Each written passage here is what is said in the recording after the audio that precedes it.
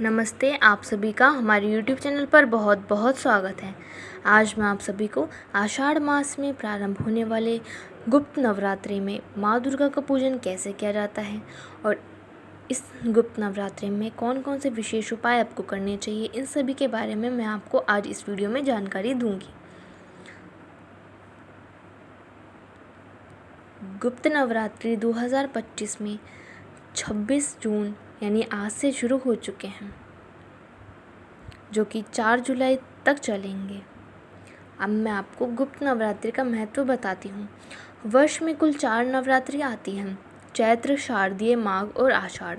इनमें से चैत्र और शारदीय नवरात्रि को प्रकट नवरात्रि माना जाता है, जिनमें सार्वजनिक रूप से पूजा अर्चना की जाती है। वहीं माघ और आषाढ़ की नवरात्रि को गुप्त नवरात्रि कहा जाता है और इन गुप्त नवरात्रियों में मुख्य रूप से 10 महाविद्याओं की पूजा की जाती है। ये महाविद्याएं काली, तारा, त्रिपुर सुंदरी, भुवनेश्वरी, छिन्नमस्ता, त्रिपुर भैरवी, धूमावती, बगलामुखी, मातंगी और कमला हैं। गुप्त नवरात्रि में देवी के उग्र स्वरूपों की साधना की जाती है, जिसका उद्देश्य आध्यात्मिक शक्ति, शत्रुओं पर विजय और मनोकामना पूर्ति होता है। गुप्त नवरात्रि में यदि आप सामान्य रूप से माँ दुर्गा का आशीर्वाद प्राप्त करना चाहते हैं तो आप इस विधि से पूजा कर सकते हैं। एक मिट्टी के पात्र में जौ बोएं और उसके ऊपर जल से भरा कलश स्थापित करें। कलश पर आम के पत्ते और नारियल रखें। पूजा स्थल पर माँ दुर्गा की प्रतिमा या चित्र स्थापित करें। 10 महाविद्याओं में से अपनी ईष्ट देवी की पूजा विशेष रूप से कर सकते हैं। प्रतिदिन सुबह और शाम दीपक जलाएं।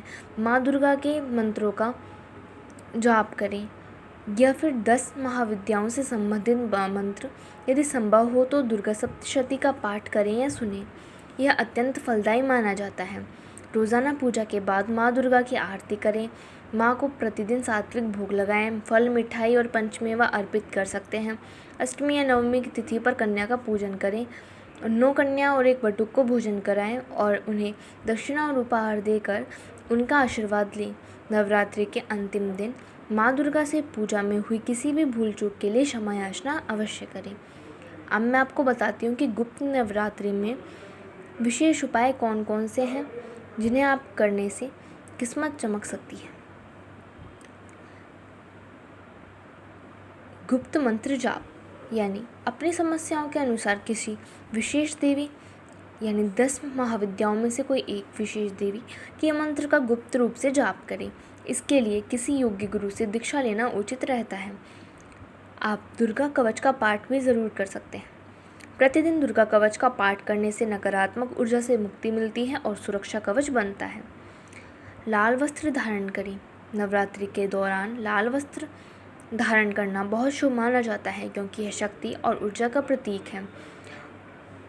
दान भी करना चाहिए। अपने सामर्थ्य के अनुसार गरीबों और ज़रूरतमंदों को दान ज़रूर करें, इससे पुण्य की प्राप्ति होती है। गुप्त नवरात्रि में की गई साधनाओं और मनोकामनाओं को गुप्त रखना चाहिए। धन्यवाद। इस वीडियो में बस इतना ही। तो प्लीज़ हमारी वीडियोस को लाइक कीजिए, शेयर कीजिए और हमारे चैनल को सब्सक्राइब कर लीजिए।